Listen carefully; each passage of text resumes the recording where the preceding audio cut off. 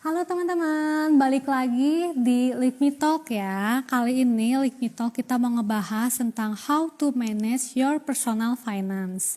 Nah, penting banget ya buat mahasiswa nih, khususnya kita-kita tuh udah harus bisa mengatur keuangan kita sendiri. Nah, di sini mau dibahas tuh. Dan aku gak akan sendirian, di sini kita ada kedatangan dua narasumber, ada dari Dana Cita dan salah satu mahasiswa STIMIK LIKMI.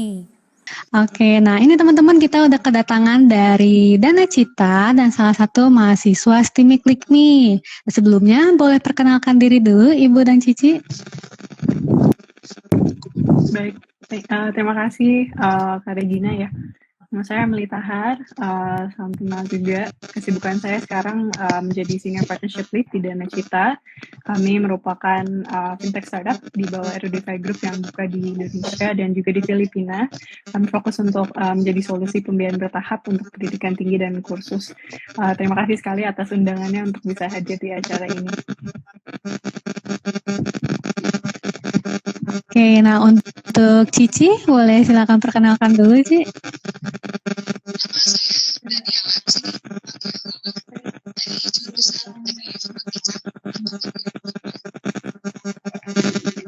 Oke, terima kasih. Nah selanjutnya untuk kita mau bahas langsung ke Link Talk kita. Gimana sih cara mengatur keuangan? Apalagi biasanya untuk mahasiswa ya, kadang kita suka ngerasa susah nih buat ngatur keuangan. Terus yang adanya malah jadi boros karena beli itu, beli ini gitu. Nah, boleh dari Ibu, gimana sih cara memanage keuangan untuk mahasiswa? Baik, terima kasih atas pertanyaannya. Mungkin pertama ingin share dulu ya background-nya. Seberapa penting sih sebenarnya untuk manage ini, especially buat mahasiswa sendiri. Nah, yang pertama itu penting banget karena itu adalah salah satu life skills ya, yang mungkin kita nggak belajar di sekolah atau universitas, tapi itu salah satu life skills yang membantu kita untuk bisa memiliki mindset keuangan yang baik gitu.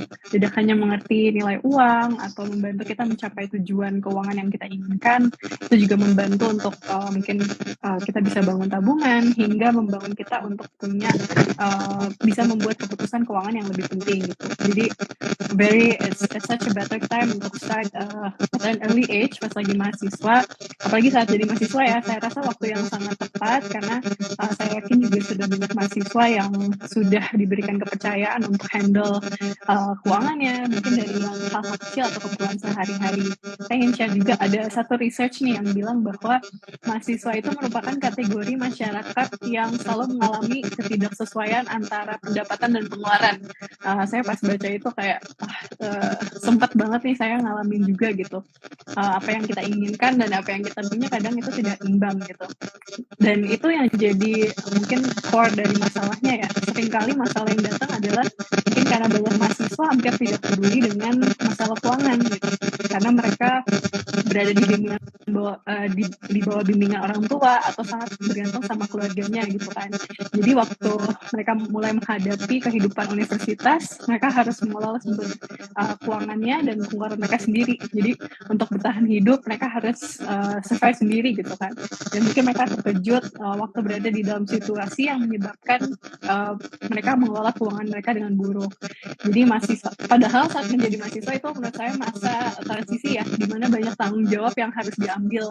Nggak cuman bayar-bayar aja, tapi mungkin dari fokus belajar, mencari jati diri, kan cari teman-teman baru, wawasan baru, dan eksplor diri sendiri. Jadi itu mungkin core dari masalahnya gitu.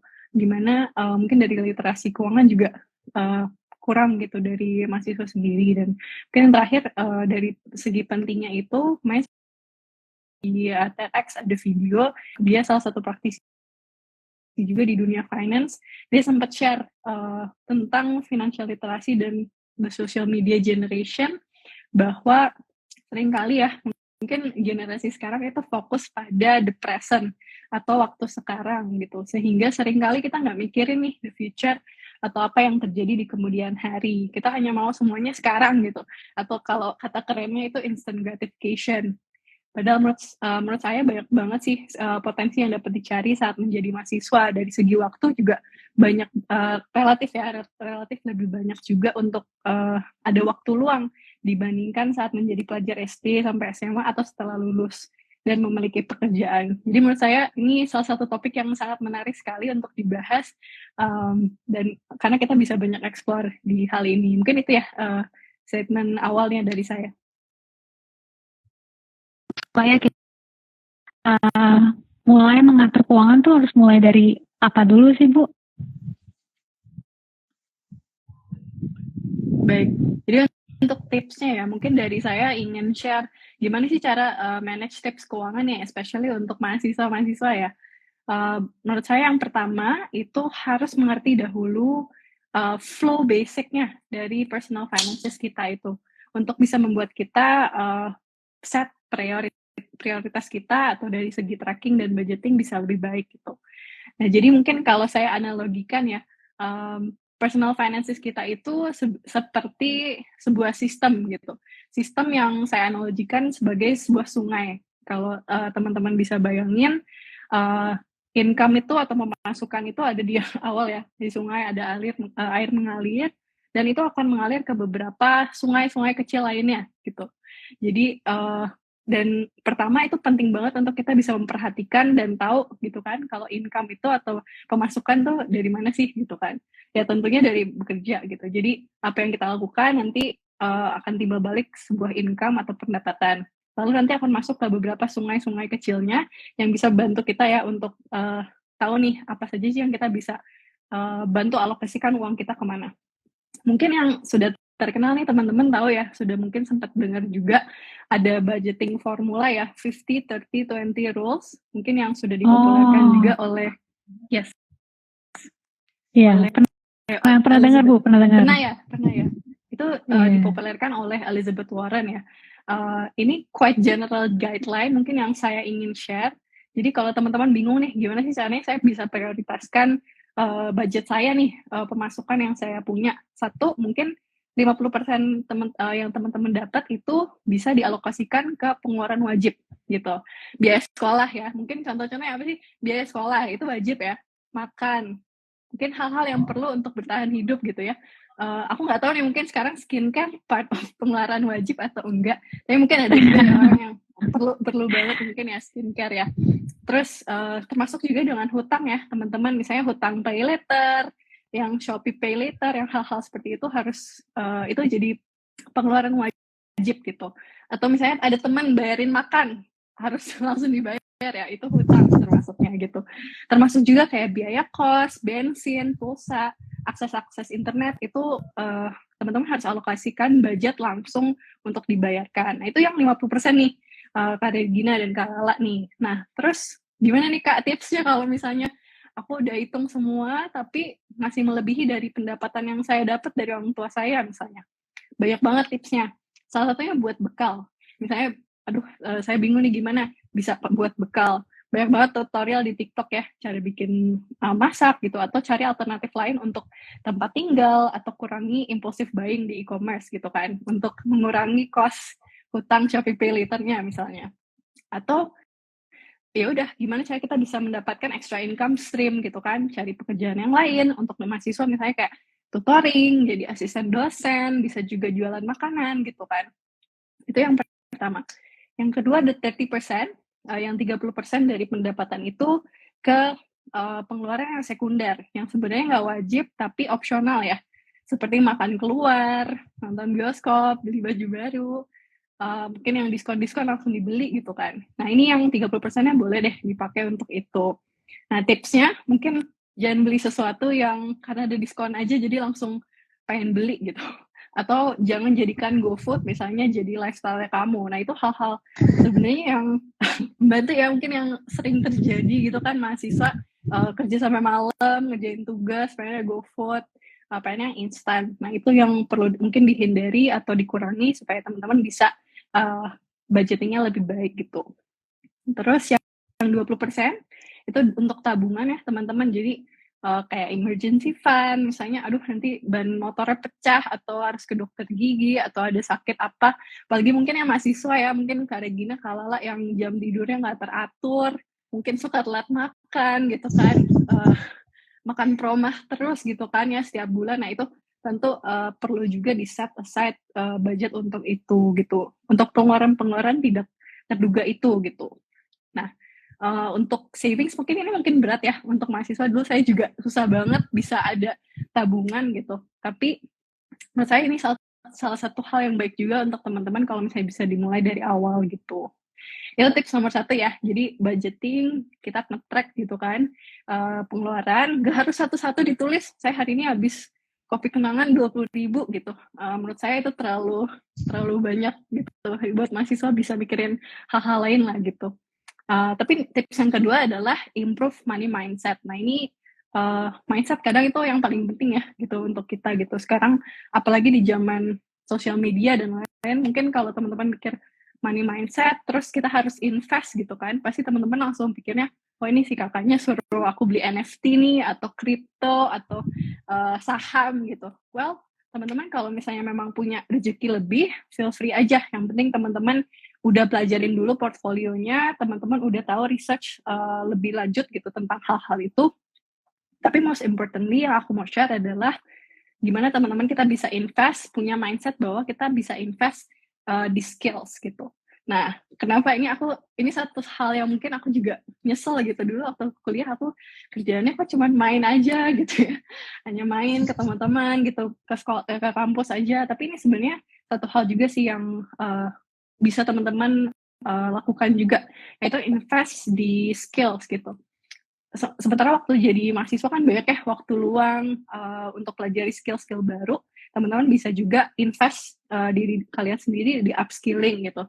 Teman-teman belajar skill baru yang bisa membantu teman-teman boost di karirnya teman-teman nanti gitu. Bisa aja misalnya ambil kelas leadership atau communication atau language gitu kan, saya bahasa Inggris gitu.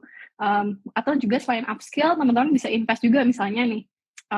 Misalnya kayak Regina kan ini sering banget di TikTok, memang apa ya, skillsnya itu untuk communication, social media gitu kan. Bisa aja Kak Regina invest di misalnya gadget yang bisa membantu boost skillnya Kak Regina gitu. Atau misalnya programming atau teman-teman yang desain perlu sesuatu yang bakal boosting skillnya teman-teman. Nah itu bisa juga jadi hal yang bisa diinvest gitu. Atau suka masak, misalnya aku mau beli mini oven gitu untuk bisa cobain resep-resep baru misalnya. Itu bisa juga jadi teman-teman untuk bisa create new things gitu. Karena kenapa perlu mindset? Kadang suka mikir ya, aduh aku gimana ya, aku misalnya harus beli ini gitu kan, ini mubazir nggak ya atau gimana. Tapi kalau teman-teman belajar gitu di literasi keuangan, ada yang namanya time value of money gitu. Jadi teman-teman paham bahwa uang yang teman-teman keluarin hari ini itu tentunya bernilai lebih besar daripada di kemudian hari. Kayak mungkin orang zaman dulu ya, beli rumah gitu berapa mungkin ya. Kalau sekarang berkali-kali lipat gitu kan. Idenya tuh seperti itu.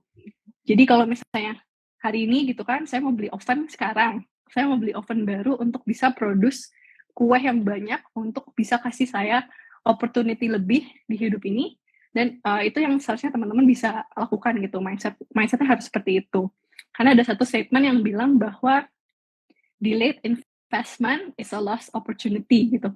Kalau teman-teman telat menginvest, itu terkadang itu adalah opportunitas yang hilang gitu. Nah itu mindset yang teman-teman bisa gunakan nih. Kalau invest, saya bisa nggak sih capai ke tujuan yang saya mau capai gitu. Nah tapi gimana nih tipsnya kalau nggak punya uang Kak? Saya nggak punya uang sisa nih untuk invest gitu. Nah, salah satu caranya ya itu, satu, mungkin teman-teman bisa pakai layanan peminjaman kayak contohnya kalau misalnya biaya pendidikan gitu, ada Dana Cita, kita bisa bantu teman-teman untuk talangin biaya pendidikan teman-teman misalnya. Atau teman-teman bisa cari lembaga pembiayaan atau dana talangan yang terdaftar, berizin, terpercaya, dan juga transparan gitu. Nah, selain itu, ya teman-teman juga bisa pakai sih alternatif lain kayak misalnya kartu kredit gitu kan, salah satu cara juga yang bisa membantu teman-teman invest dan mencicil. Tapi tentunya harus kira-kira dulu ya, harus dipelajari dulu apakah benar-benar ini yang saya mau lakukan gitu. Yang ketiga, terakhir nih Kak Regina, untuk tips dari saya itu kita harus mempertimbangkan untuk mengambil pekerjaan atau pekerjaan sampingan gitu, magang atau misalnya side hustle gitu. Nah ini mungkin lumayan jauh ya dari personal finances gitu. Tapi menurut saya nih penting apalagi untuk mahasiswa, karena selain menambah income stream kita, tentunya juga mempersiapkan kita untuk dunia nyata di kemudian hari gitu. Selain itu, teman-teman bisa juga ke-spill ya, misalnya coba magang di mana jadi tahu, oh ternyata pekerjaannya seperti ini ya, role-nya seperti ini ya, oh ngapain aja sih kalau bekerja di bidang-bidang tertentu gitu. Dan yang menariknya untuk magang seringkali juga dibolehkan loh untuk alih jenjang, jadi teman-teman mau explore diri sendiri gitu, saya kira-kira suka apa ya gitu. Nah itu bisa juga kalian pakai saat magang gitu atau mencari pekerjaan. Contohnya ya, aku dulu waktu kuliah, sebelum kuliah saya pernah coba magang di beberapa hotel di Bandung karena saya pengen jadi masuk hospitality waktu itu gitu. Saya coba, lalu ternyata saya nggak suka banget ternyata di hospitality. Saya udah coba di restorannya, di adminnya, di front desk-nya, saya nggak suka, dan itu merubah jalan hidup saya gitu. Jadi itu menarik sekali gitu, saya bisa experience itu. Dan misalnya contohnya, saya pernah magang juga di beberapa instansi pemerintahan, dan saya belajar banyak banget tentang networking, public speaking, hal-hal yang saya belum bisa dapetin di kuliah juga. Jadi selain mendapat income tambahan, tapi itu juga membantu saya untuk explore diri saya sendiri gitu. Mungkin itu tipsnya, Kak Regina atau Kak Lala mungkin mau nambahkan. Oke. Kalau dari Kak Lala, apakah ada yang mau ditambahkan? Kalau dari Ibu sudah menambahkan ada 3 tips-tips untuk mahasiswa. Gimana Kak Lala? Kalau dari saya sih untuk mengatur keuangan, pasti saya sama kayak yang tadi kasih tahu. Saya juga mengapply sampai sekarang juga sama ya kayak Ibu tadi kasih tahu. Menerapkan mana yang penting, mana yang membutuhkan dan menginginkan itu berbeda ya. Jadi kita dapat memprioritaskan mana yang lebih penting untuk kebutuhan kita. Seperti itu. Oke, jadi yang sudah dipaparkan oleh Ibu udah relate banget ya dengan keadaan kita, dan itu benar-benar buat kita dari mahasiswa harus tahu mau untuk belajar hal itu juga. Nah, mau nanya juga nih untuk Ibu, apa sih poin utamanya untuk kita sebagai mahasiswa supaya berhasil memanage keuangan? Ya, kalau mungkin dari saya itu sih, dari segi prioritas, menurut saya itu yang paling penting. Saat kita tahu prioritas kita apa, berarti kita bisa wise enough untuk melihat ke depan gitu, apa yang saya perlu lunaskan terlebih dahulu, apa yang perlu saya bayar. Menurut saya itu sih prioritas. Jangan kalau dulu kan mungkin kalau mahasiswa ya lihat teman-teman ngafe di tempat baru gitu, atau ada keluar gadget terbaru gitu, hal-hal seperti itu mungkin menarik gitu, tapi ingat teman-teman bahwa itu adalah mungkin belum tentu menjadi keperluan primer kita gitu. Apa yang perlu kita lakukan adalah itu sih, mungkin salah satunya itu gitu, yang paling penting menurut saya. Oke, luar biasa sekali ya teman-teman untuk jawabannya. Nah, mau nanya juga nih sekarang ke Kak Lala, biasanya nih Kak Lala sebagai mahasiswa, apalagi baru masuk juga kan ya Kak, angkatan 2022. Nah, gimana sih cara Kak Lala mengatur keuangan sebagai mahasiswa? Nah, untuk saya sendiri mengatur keuangan itu caranya cuma satu, memprioritaskan mana yang saya butuhkan. Contohnya kalau misalnya ke kampus dari jam pagi sampai sore, saya akan membuka untuk menghemat keuangan. Di samping itu saya juga akan berusaha untuk magang atau kerja. Sekarang saya juga kerja sebagai freelance photographer. Jadi melewati itu saya perlu mendapatkan tambahan meskipun nggak seberapa, saya bisa mendapatkan uang untuk jajan saya pribadi.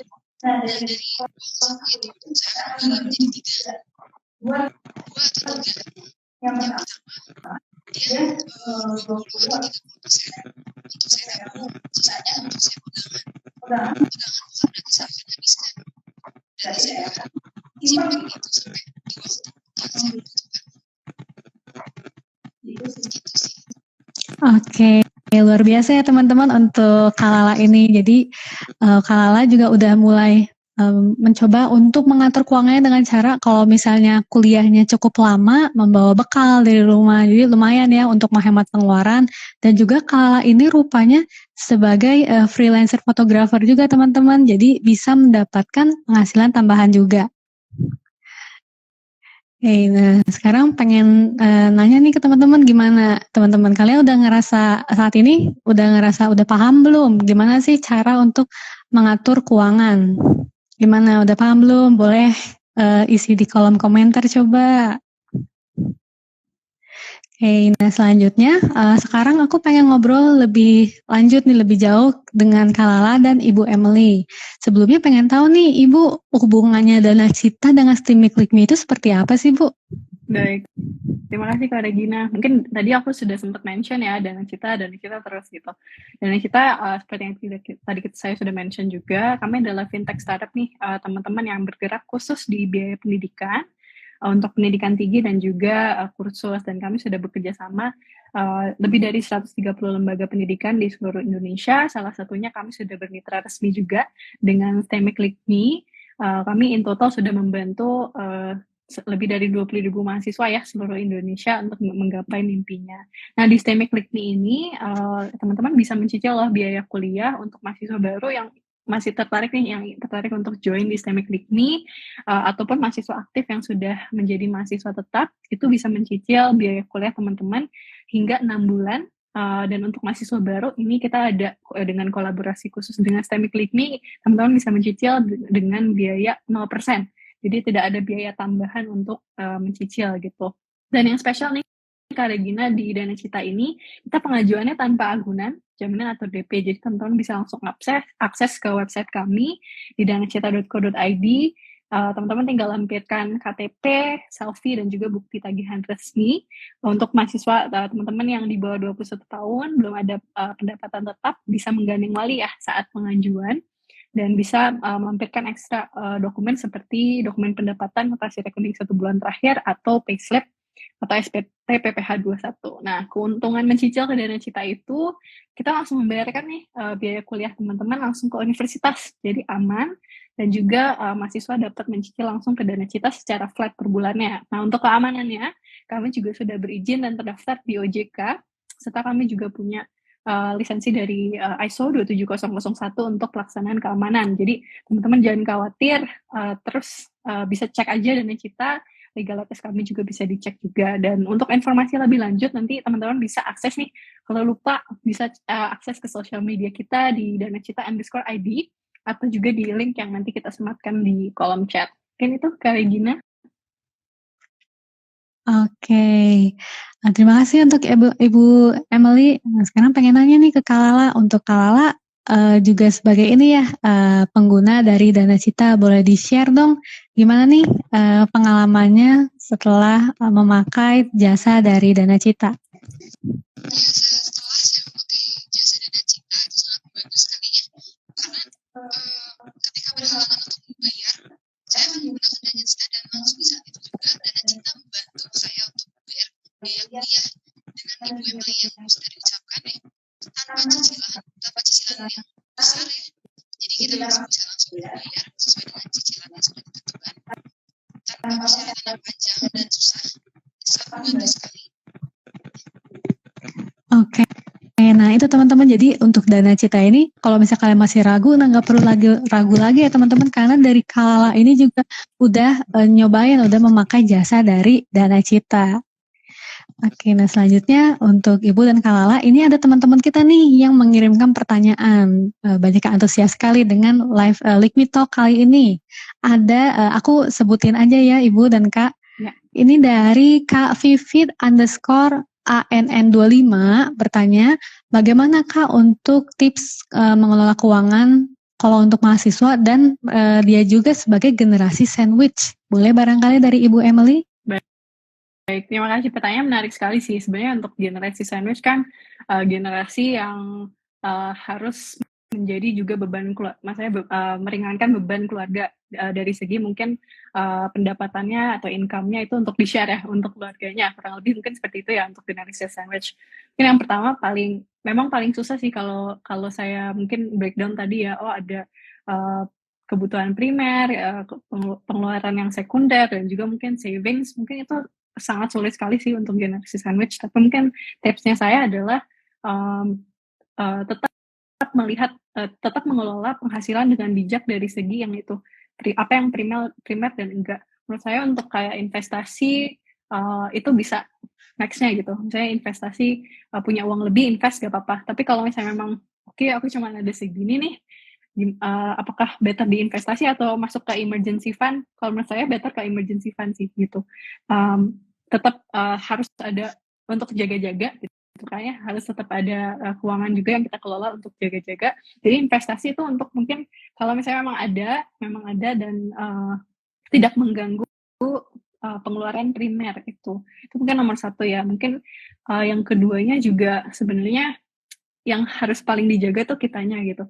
Kalau misalnya kakak mungkin ada uang, misalnya ada rezeki lebih, saya juga mungkin saranin untuk investasi untuk kesehatannya kita gitu. Karena mungkin sebagai generasi sandwich, ya aku suka dengar-dengar juga itu masalahnya adalah dari manajemen waktu juga mungkin itu salah satu hal yang sulit gitu kan.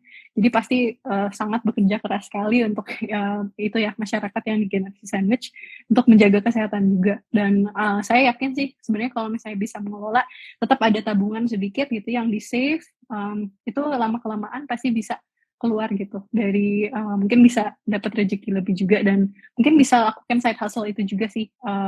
Apa yang kira-kira bisa kita lakukan yang seperti misalnya tutoring, tambahan ekstra 1-2 jam di kehidupan kalian untuk mungkin ngelesin atau cari kegiatan mahasiswa yang tidak terlalu memakan banyak waktu, tapi memiliki potensi yang besar sih untuk kita. Mungkin itu ya, kalau misalnya saya boleh share. Oke, terima kasih untuk Ibu Emily. Nah, selanjutnya mau ke pertanyaan selanjutnya, boleh ya Bu? Ini ada pertanyaan lagi dari Kak Fahmi __Ayatullah_14. Maaf izin bertanya, bagaimana mengelola keuangan untuk mahasiswa yang belum mempunyai income dan supaya kita tidak terbawa dengan lifestyle teman kampus? Mungkin dari Lala mau jawab dulu nggak? Sebagai yang masih mahasiswa nih. Kalau dari saya sendiri ya, misalkan yang sesuai dengan pertanyaan tadi tanpa income, yaitu membawa bekal sesuai dengan jadwal kita perharinya dengan berhemat ya. Jadi kalau misalnya orang tua membeli jajan, sebaiknya kita saving seperti kata Bu Yenti tadi. Kita saving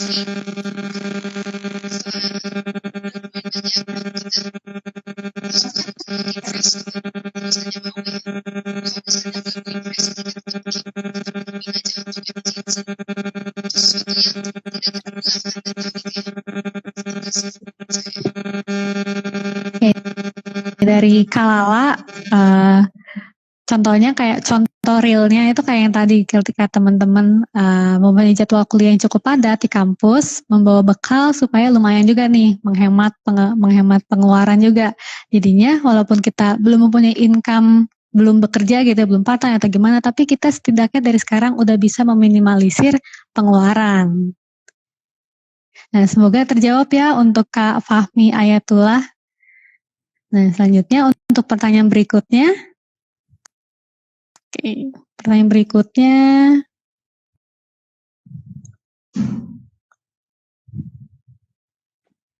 Oke, ada dari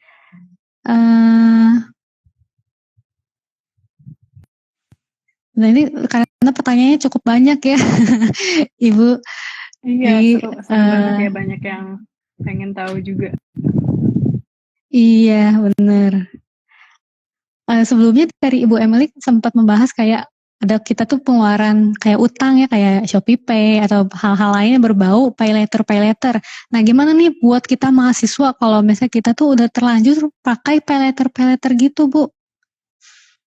Baik.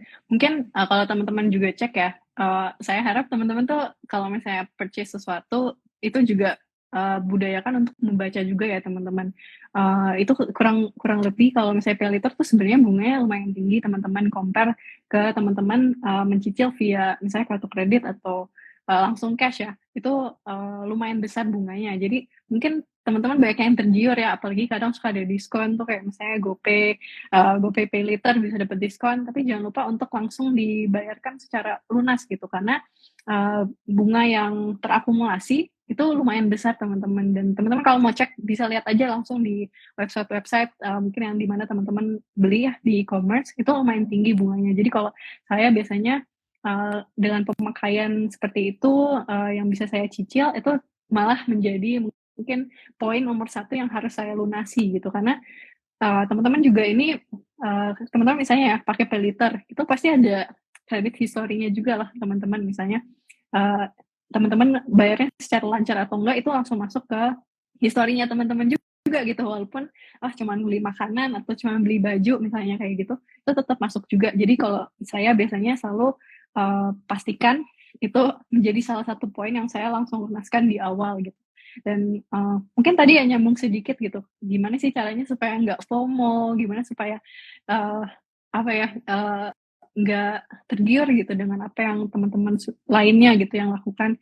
Itu kembali lagi ke mindset sih teman-teman. Kalau teman-teman berpikir bahwa saya punya income segini, saya punya pendapatan segini, berarti itu saja yang bisa saya keluarkan sebagai pengeluaran expense per bulan saya gitu. Karena kalau tidak seperti itu, dan teman-teman nggak akan reach financial freedom. Mungkin biasanya sekarang lagi terkenal juga ya yang udah bisa pensiun dini gitu. Mungkin itu hal-hal yang teman-teman nggak bisa rasain karena mindset teman-teman hanya saya mau ikutan saja gitu. Tapi kalau bahasa Inggrisnya live by your means ya gitu. Itu not possible. Tapi di sini everything is about mindset.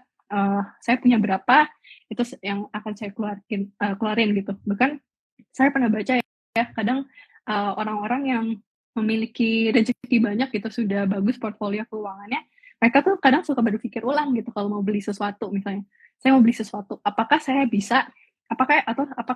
punya 2 hingga 5 kali lipat total jumlah nominal barang ini di akun saya misalnya. Kalau tidak, mungkin harus dipikir ulang gitu. Bagaimana saya bisa memprioritaskan hal-hal lain gitu. Jadi jangan sampai dikompromis gitu. Jangan ada kompromi dari segi pengeluarannya kita gitu. Kadang mungkin itu ya kayak saya mau beli ini gitu, saya mau beli itu, tapi mungkin nggak dicek dulu dari segi keuangannya prioritasnya di mana nih gitu. Itu tambahannya Kak Regina.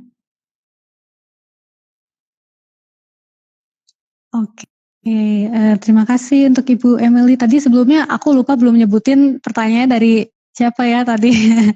Pertanyaan itu tadi dari Kak Luciana ya. Semoga terjawab ya untuk Kak Luciana. Oke, untuk pertanyaan selanjutnya.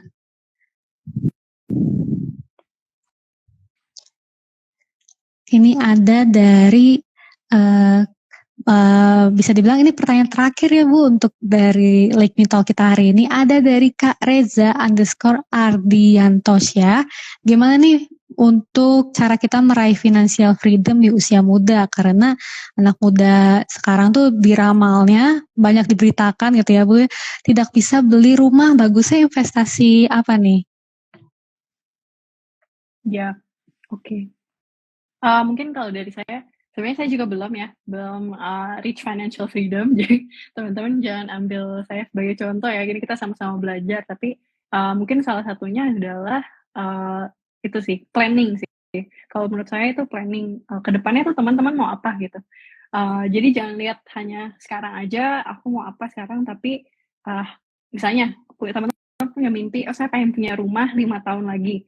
Dan teman-teman bisa aja langsung research gitu. Oke, aku mau punya rumah, kira-kira saya perlu DP sekian. Dan teman-teman tinggal breakdown aja. Oke, dengan pendapatan saya bisa nggak sih dapetin DP segini gitu. Tentunya juga tetap menjaga kredit historinya teman-teman ya. Jangan pay later terus nggak dibayar, atau cicil terus nggak dibayar. Hutangnya, karena hutang itu again, itu sangat menentukan ya, nanti teman-teman mau pinjaman buat KPR atau KPA, itu pasti dilihat juga dari bank gitu kan. Jadi itu penting banget nih teman-teman yang dari kuliah sekarang, pay attention yang apa yang teman-teman udah keluarin. Satu itu. Mungkin kedua, alternatifnya teman-teman bisa cari yang sesuai dengan budgetnya teman-teman sih. Kadang mungkin kita lihat di sosial media kayak ada influencers gitu kan rumahnya bagus-bagus, atau kayak lihat teman-teman lain, wah tempat tinggalnya bagus-bagus. Aku punya beberapa temen juga yang masih tinggal sama orang tuanya gitu, sampai mereka bisa dapetin bisa manage keuangannya dengan lebih baik, itu juga possible gitu. Itu nggak menutup kemungkinan, dan bukan berarti teman-teman kalah kerennya gitu kalau melakukan hal seperti itu.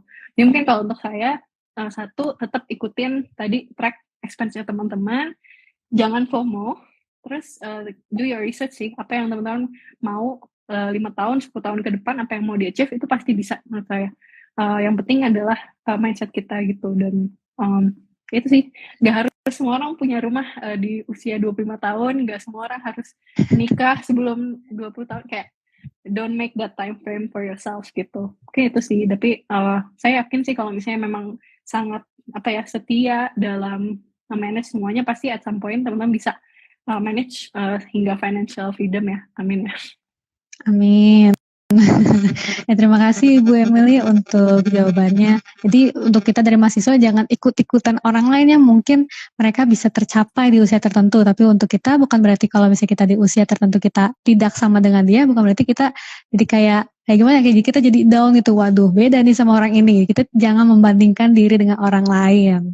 Dan selanjutnya pengen nanya nih ke Kalala. Kalala juga sempat bilang kalau misalnya ada pengeluaran, ada yang bisa ditabung, bisa ditabungkan, bisa di saving atau diinvestasikan. Boleh share nih ke teman-teman, biasanya cara untuk nabungnya gimana nih Kak?